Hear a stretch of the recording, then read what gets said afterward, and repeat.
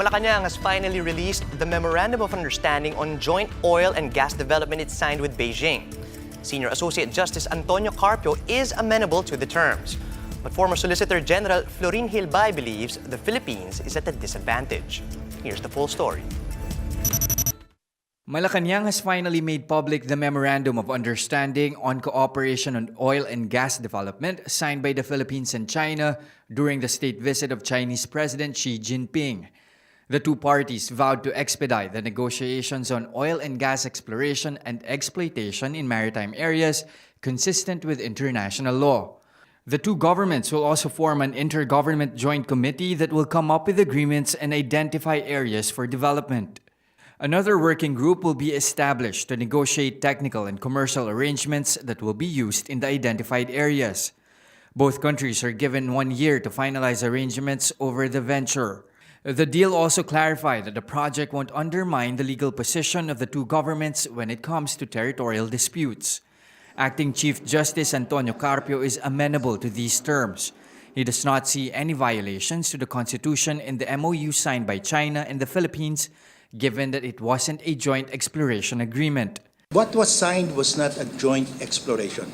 Joint exploration and exploitation violates the Constitution because the Constitution says the state shall have full control and supervision in the exploration and exploitation.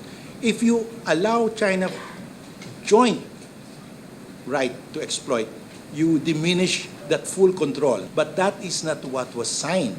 That was the version, and I objected to that. I said, you cannot sign this. So it was changed into cooperation using the service contractors as a vehicle, which is already established in our system. So as of now, there is no violation in my view, but we have to be vigilant because China will try to reinsert joint exploration and development. We expect that. The Constitution also allows China to be service contractors in the oil development program. It's safe for us. We are negotiating with military power, nuclear armed, and they have their own interests. We try to protect our rights also. And I think our sovereignty and sovereign rights are protected. It's just an agreement to explore solutions, and we should be open to exploring solutions like this. If they want to be a service contractor, we've allowed foreigners to be service contractors. And if that will settle the dispute, I've talked to some callers in other countries affected also by the 9-dash line. They said, well, that would be wonderful if China will be a service contractor. But former Solicitor General Florin Hilbay insists that Duterte has placed the country at a disadvantage. According to him, it would seem that we are legitimizing China's claim in the disputed waters. Medyo nakakatakot yung Memorandum of Understanding, no? Dahil parang nire-recognize natin uli yung validity ng claim ng China. Noong nanalo tayo dun sa desisyon sa Philippines versus China, hindi na naging contested yung West Philippine Sea.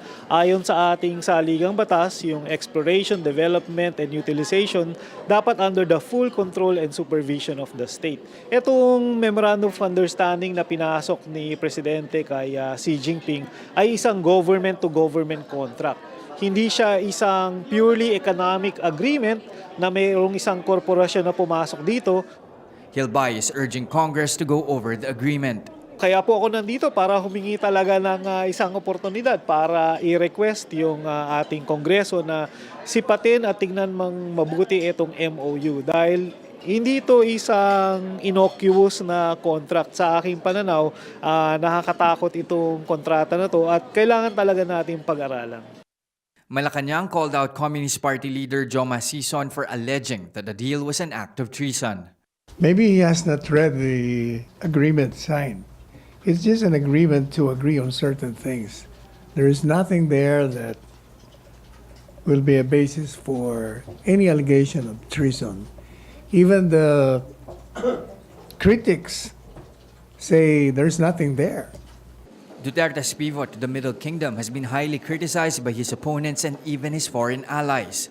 They accused Duterte of turning a blind eye to Chinese incursion in the West Philippine Sea, despite the Hague ruling in favor of the Philippines regarding China's 9-dash claim. Jess De Los Santos, We Are One News.